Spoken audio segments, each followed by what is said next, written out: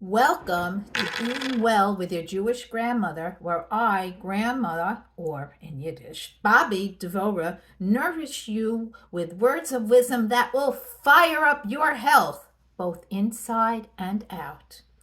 Devorah is Hebrew for bee, and I want you to experience the sweetness that comes with being well. I want to show you something. Look.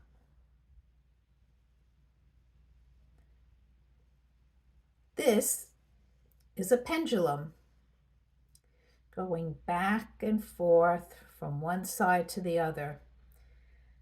Now, once set in motion, a pendulum would go on forever if it wasn't for the air to provide the friction to stop it. As gravity pulls on it one way and then the other way, it just keeps going back and forth, back and forth, back and forth. Now, what on earth does that have to do with eating and overeating and binge eating? What does that have to do with it? Well, everything. Let me explain. There's a binge. And what is the flip side of the binge, the opposite end? Deprivation. We starve ourselves, and then at some point we just can't do it anymore. We just cannot. Our brains, our bodies just won't let us starve ourselves anymore. And then we go back to the other side and we're binging.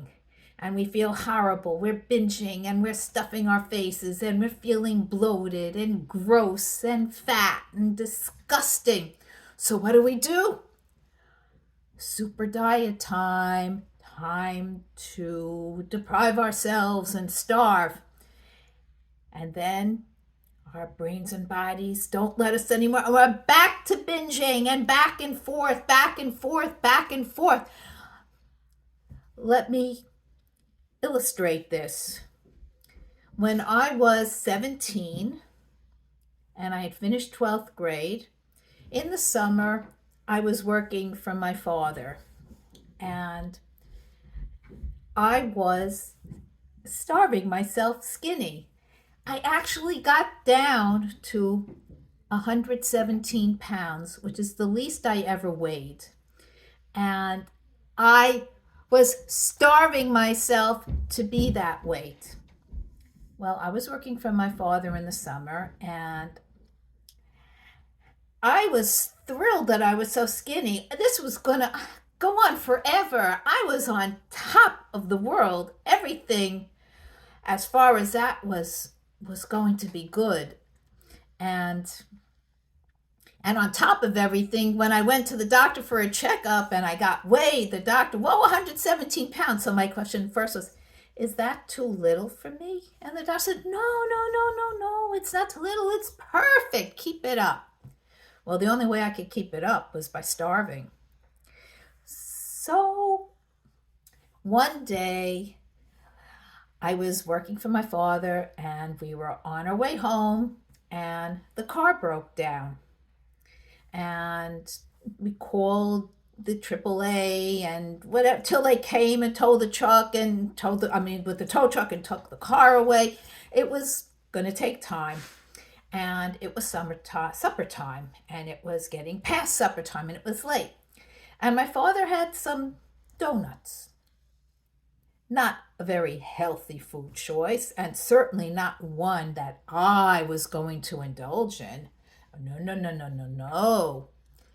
And I was scared of those donuts. I was afraid of what would happen, that once I started, that would be the end. I would eat like there's no tomorrow, and there would be no way to stop. Well, my father actually stood over me, put a donut in my hand and said, eat this. And I said, no. And he said, eat this. You must eat this. Well, I broke down and ate it. And ta-da! The beginning of another binge.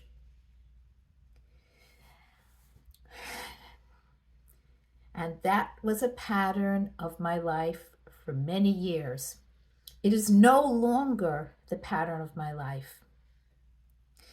If you would like some help and knowing how to bring the friction in to stop this pendulum from swinging back and forth from binging to deprivation, then contact me, devorahshulman at beingwell.net, or you can find me on Facebook or on LinkedIn. And let's arrange to have a conversation to see how coaching can help you.